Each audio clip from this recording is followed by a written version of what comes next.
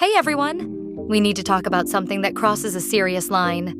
A toxic X account named Sniper22 recently used a real human tragedy as an excuse to attack NewJeans. This goes beyond normal fan wars. It's pure hatred. This account doesn't just criticize. They actively celebrate the group's suffering and target these young women with malicious intent.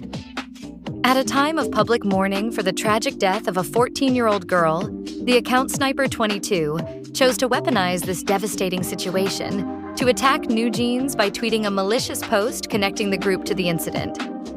Let's be very clear about what's happening here. First, exploiting a child's death for Fanwar content is morally reprehensible. A young girl lost her life, and this account saw that tragedy as mere ammunition for their hate campaign. Second, the attack was based on a blatant falsehood. The extent of NewJeans' connection to David was minimal. They attended his concert as fans, and member Minji was simply surprised when he unexpectedly joined her Instagram Live. That's it. Meanwhile, multiple non-HYBE artists and other HYBE-affiliated artists had far deeper and more tangible collaborations with David. This includes Stray Kids' Hyunjin releasing an official duet, Cat's Eye's joint livestream, Boy Next Door, and P1 Harmony's in-person meetings, and Keenho from Cordis publicly covering David's song Sleep Well. This stark silence reveals the account's true motive. The problem was never about David. The problem was always just NewJeans. This selective outrage exposes a targeted harassment campaign, not any genuine concern over associations. After facing massive backlash for exploiting a child's death, the account Sniper22 deleted the original tweet and posted a vague non-apology. This is a classic tactic from the toxic fan playbook. Let's break down why this apology is completely meaningless. It doesn't mention the specific action, weaponizing a murder investigation for a fan war. There is zero acknowledgement of the 14-year-old girl or her grieving family. It shows no recognition that a child's death was used as content. It avoids naming NewJeans, refusing to admit that targeting them was wrong. Phrasing it as a serious, real-world issue is a gross understatement. This wasn't a minor controversy. It was the tragic death of a child. This deliberate vagueness minimizes the severity of their actions and shows a complete lack of respect. The claim that there are no excuses is particularly rich from an account that constantly manufactures excuses to justify its hatred. Their bio claims they never use slander and only post news info, a statement so false it's utterly laughable. Deleting the evidence doesn't erase the action. It only proves they knew it was wrong and were solely interested in saving face. This account's entire history is a hate archive. They don't just critique, they engage in the most vile forms of harassment, including body shaming and mocking the members' appearances, making personal attacks on their character and identity, spreading malicious rumors about inappropriate relationships and substance use, and generalizing and demeaning their fan base. This goes far beyond Snark. It is a coordinated campaign of misogyny and harassment, targeting 4 young women and a teenager.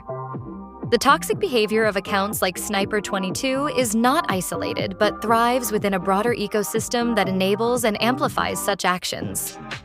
This account is part of a coordinated Snark network specifically targeting NewJeans, which often masquerades as gossip or critique, but frequently crosses into harassment, doxing, and the sexualization of minors.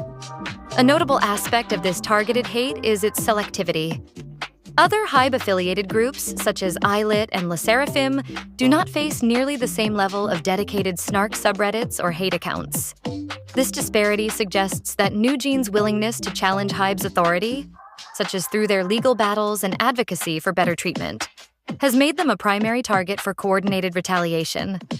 Platforms like the subreddit NJ Drama actively propagate Sniper22's content, using it to fuel negative narratives about NewJeans and their fans. Members of this subreddit further amplify these toxic narratives by spreading them to other subreddits where NewJeans' legal battles or activities are discussed, often without disclosing the hateful source. This content then frequently migrates to other social media platforms like YouTube, Instagram, and TikTok, where it is presented as legitimate gossip or commentary, further widening its reach and impact. These discussions often include sweeping generalizations about the group's members and fans, sometimes even victim-blaming the artists for their own hardships. When confronted, enablers of this behavior often justify their engagement by claiming these sources provide valuable insider information or legal analysis. However, this rationalization ignores the severe harm caused by actions that include sexualizing minors, body shaming, doxing, and exploiting real-world tragedies for fan wars. The mental gymnastics required to defend such behavior are staggering. Now, let's talk about exactly who's empowering this account. Our analysis shows the engagement comes from about 50 to 60% from BTS fans, known as ARMY. 15 to 20% from Islet fans, called GLIT. Around 10 to 15% from Le Sserafim fans, known as Fear Not. Another 12 to 20% from fans of other hype groups, like Enhypen and TXT. And finally, about 10 to 15% from general antis, or fans of non-hype groups. That's right. Over 80% of this hate comes from within HYBE's own fan base. This isn't surprising when you consider the broader context. ARMY has been engaged in open warfare with NewJeans fans since the Minhee Jin versus HYBE, and NewJeans versus Adore legal battles began.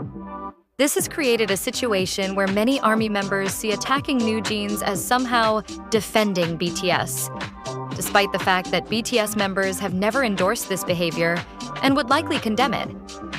The irony is particularly sharp when you consider that BTS leader RM was recently recognized as one of 16 male role models helping to stop violence against women. Meanwhile, a significant portion of his fan base is actively supporting an account that sexualizes underage girls, body shames women, and engages in blatant misogyny. It's a devastating case of cognitive dissonance where fans celebrate their idol's feminist credentials while engaging in the exact behavior he supposedly stands against. We've published our full methodology, raw data, and tweet samples in a Google Drive document linked in the description. So why is NewJeans specifically targeted with this level of hatred while other groups aren't? The answer lies in the unprecedented nature of their situation. NewJeans did what few K-pop groups have ever dared. They openly challenged industry giants about mistreatment and mental health concerns. While other groups might quietly endure difficult conditions, NewJeans spoke up. And in K-pop's toxic culture, speaking up often brings more punishment than the original offense. These young women described experiencing such severe anxiety that they needed medical treatment. Yet instead of receiving support, they faced ridicule and intensified harassment. The pattern is clear.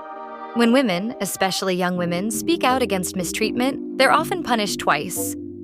First by the original harm, then by the backlash against their speaking out. NewJeans became targets because they dared to challenge the system. At its core, this phenomenon represents the dark culmination of parasocial relationships in K-pop culture. Fans develop one-sided emotional connections with idols, then feel entitled to control, judge, and punish them when expectations aren't met. There are no consequences for them online, so they think there are no consequences, period. But there are. This behavior creates a toxic environment for everyone. It hurts the idols, it hurts reasonable fans, and it makes the entire K-pop community look like a joke.